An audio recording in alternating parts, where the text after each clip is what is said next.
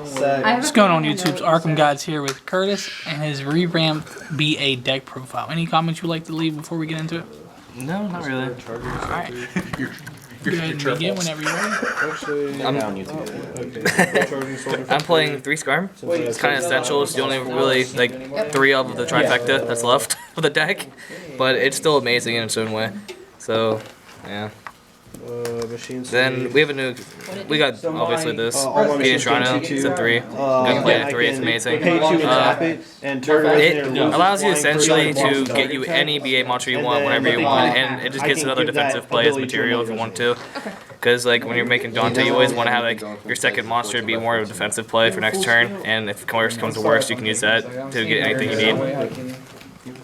I'm gonna play Double Seer. In my opinion, if they were going to kill this deck off completely, Seer would go to 1 or ban it because they put Seer to 2 and Graph to 1, but Graph wasn't the problem. It's the fact that Seer can give you Dante anytime you want to add back anything. So when she dies, does she just go back to being... I play Double Farfa. It's only really good in like, I'd say 2 out of the 4 matchups, but it's amazing. It's easy side out. It's kind of bad against Cosmo, so it's easy to take out, but it's still amazing in some way. Technically right now, but I can sacrifice. I play 1 Graph, it's amazing, obviously, but I have vetoing 4. 1 Dragage. I like it, but I dislike it. All builds don't play it, but I like it because in early game you can set up your grave and easier. You can like if you're gonna make double Dante, you make the first Dante of Dragage, and then set up your next mills, so you can get your traps going or add back, or if you have your spells or traps, like any monsters, anything you need. 1 leaving. I still like it on 1. Now with Beatrice out, I may up him to 2 because Beatrice isn't a burning abyss monster, as we know. It was better previous times, but it still makes plays. I still like it. 1 Cogna. Sends your spells, traps, get it going. It's amazing, but I wouldn't play it any more than 1. I play 1 Rubik. I wouldn't play it any more than 1, honestly. You only go to Virgil maybe once, twice in a game, if that. Virgil's not as good as he was at one point, but he's still amazing. So only 1. I play 1 Alish now. Beatrice is out. A lot of people cut this. It wasn't good previously, but Beatrice makes it more of a defensive. It turns Beatrice into a defensive play, and it allows your combos to extend. It's more safe because if you know what they're gonna do, you can set up for it and then send Alish off Beatrice and just protect your field easier. Then the last one up for BA, I play 1 Barbar. It steals games. It turns Nightmare Shark into 2900 instead of 2000, and there's so many times where I've had to go in a game, and even like once in year in rounds, it even helps in rounds to get their life points lower. Let's say they establish a board into your last turn, you can take Nightmare Shark and put Barbar to detach, take banish 3 cards, hit them for 900 and another 2000. So it's really good. Yeah, like this is. And that's the rest of the BA monsters. Then I play. For the last of the actual monsters, 2 Maxi. I don't really like Valor in the main. Valor is iffy. It's really good in certain matchups, but it's really bad. And it's also oftentimes this deck is a dead draw. Draws everything. It's more of a road deck at this point. Obviously it tops a lot, but it breaks so hard in certain games. And it has a hard Kawaza matchup. But so Maxi helps you get going, but I wouldn't play Valor. Then I play 1 Tour Guide because it's a 1. It's Tour Guide. That's the ending of that. If it was a 3, I'd play 3, but it's just sad day. Then so that is all of the monsters. It's half the deck. Onto the spells. I play double Twin Twister. 3 is too much, 1's too little. It progresses your plays. Not only does it blow your back row, but it progresses your plays, helps you get where you're going, makes it safe, and just really, it shouldn't be a card, honestly. I think it's too fast, but it's amazing in this deck, and there it is. 1 Regeki, 1 Foolish. I still play Good and Evil. 1 Mastery in second. A lot of people cut this from the deck. This card in itself is just really strong. Certain matchups is bad, but more often than not, you're gonna have like double Dante, and you make Mass Chain. If you make Dark Wall and have some back row, it's really hard for them to come out of that because they have to clear first the Dark Wall to the add cards hand, and then they have to clear the Dantes. And if they clear all of that, they wasted all the resources, and you add it back just to do it again. So I still like it. And 1 Soul Charge. Some people don't play Soul Charge. It's just another Traveler without requirements. Like, you don't have to wait a turn to activate it, and it's really good. Turn 1, you get. You also can't turn 1 Traveler, so it's just an extra Traveler, I guess, but it's faster. If that makes sense. Then for the traps, I play lose and perishable. Yeah, because you could just swung your 1,000. Triple Horn of the Heaven. Swung your 1,000 indoors. You know what's funny? I mulligan that. It gets you your effects and also stops your opponent from playing the game, essentially. They can't respond to it except with like their own, obviously, if they're deciding wiretap or something. And in this format, if their hands are dead, they usually have 1 or 2 cards to actually stop it, and you can just kill them up next turn. Like, they say they're playing against Pepe, and they really need the Sculptor Bat Joker. You stop it. Next turn, you can just go off if you have a good hand and kill them. Same with Cosmo. And Merman.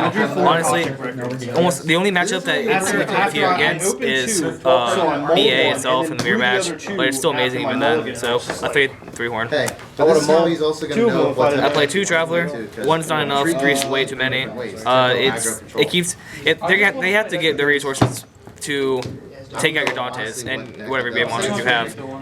Then you get to bring it back, and you get your advantage from them dying, and then you also establish a bigger board, so it can win games at times. I only play 2 Fire Lake. 3 is too many in this format, and 1 is too little. I would never cut it from the deck. 2 Fire Lake is. In my deck, everything circles. I don't want to draw. It can be either used for the monsters or traps, or pendulum skills. It's good in each deck, and you can search it. Well, not search. You send it to the grave and add it. It's free. It's free. I'm really surprised. Play 2 Storming, the Air Force.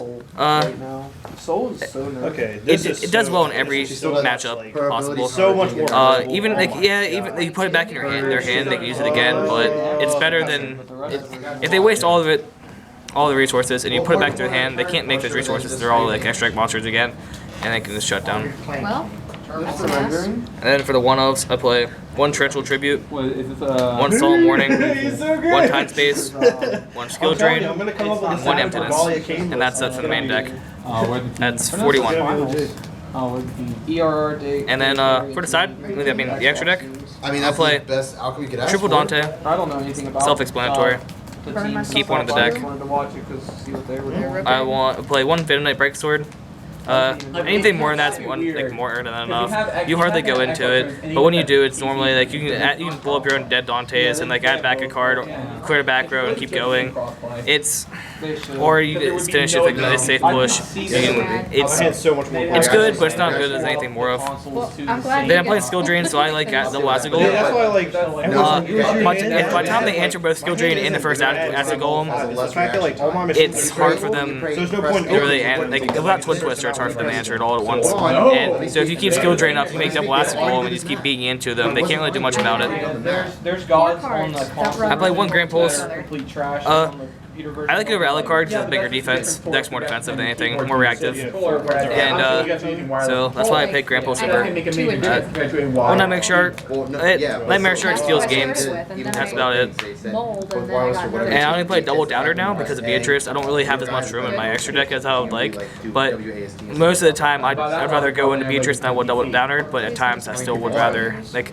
That makes sense. Beatrice isn't always the best option, but it's also not the worst. Are they playing on Xbox or they play on PC? And then I play Yeah. 1 Future Hope. Therefore, there's a pure Wait, not Hope. Stupid Future. This is your favorite card in the Cosmo matchup. Game 1. You don't really have a good Game 1 against Cosmo. And this is like, if you can keep this established and you just keep taking their monster, clearing their board, taking their monster, attacking, slowly you can win that game if they don't have like a huge like, broken hand. But it's your only really like Game 1 option against Cosmo. Yeah. That's the reason it's in here. Took 4 off myself for no reason.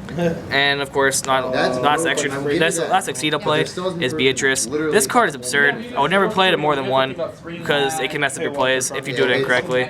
But this card gives like its defensive value in this deck 10 times like greater than it was. Like it becomes literally you get any BA effect that you wish without actually having the monster. So it's amazing. It gives you every situation that you need. It gives you effect negation. It gives you special summonable monsters. You use end phase searches. It gives you Farfa banishes. It gives you Dragonage plays. It gives you everything you need, and the card's absurd. If anything, this is the only reason this deck is even still around, in my opinion. 16 kills to 9 kills on the Then I play 2 fusions. I play 1 Pilgrim, 1 Dark Claw.